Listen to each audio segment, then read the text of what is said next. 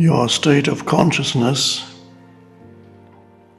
is the most important factor in your life, not what happens to you externally,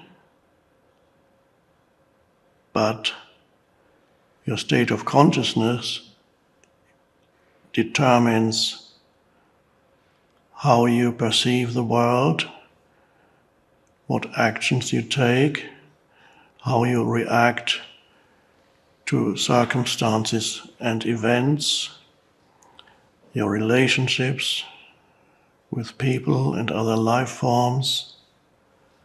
It is, in other words, primary. The primary factor in your life is not the events or whatever circumstances of your life may be,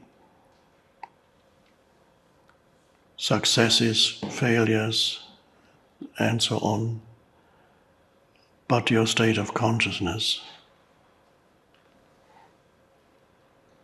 So you should give your state of consciousness in the present moment. That's when it arises. Your consciousness is inseparable from the present moment. Give it your fullest attention. It is more important than anything you do externally. And in fact, what you do arises out of your consciousness. So wise or skillful action that is helpful and does not create further suffering, further problems, arises out of a state that is non-egoic, the state that we may call presence or awareness. For thousands of years, humans have been trapped in egoic consciousness. And all the ancient spiritual teachings and religions have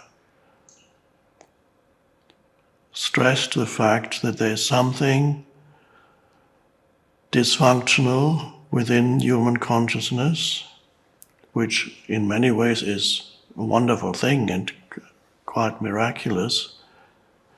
But there's a strong element of dysfunction in human consciousness that was already there thousands of years ago. It now is becoming intensified and is amplified by our scientific and technological knowledge.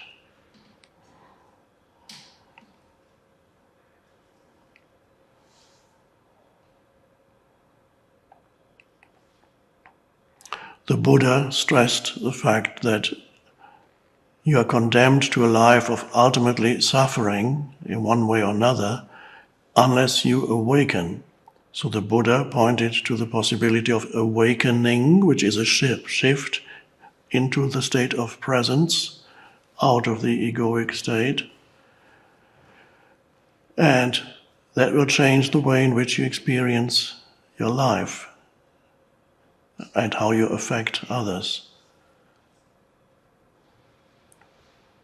And in the Christian teachings, the term salvation is often used. So Jesus points to the possibility of salvation because there's something not right. Jesus said, for example, you are the slaves of sin. Sin, the literal translation of the word as used in the Greek Old Testament, New Testament, is missing the mark of human existence. So you fail, there's a failure, missing the mark like an archer who misses the mark. That's sin, the slaves of sin, and sin is therefore unconsciousness. The destiny of humans is to evolve into the awakened consciousness. And this is why I am offering you here some doorways into the awakened state.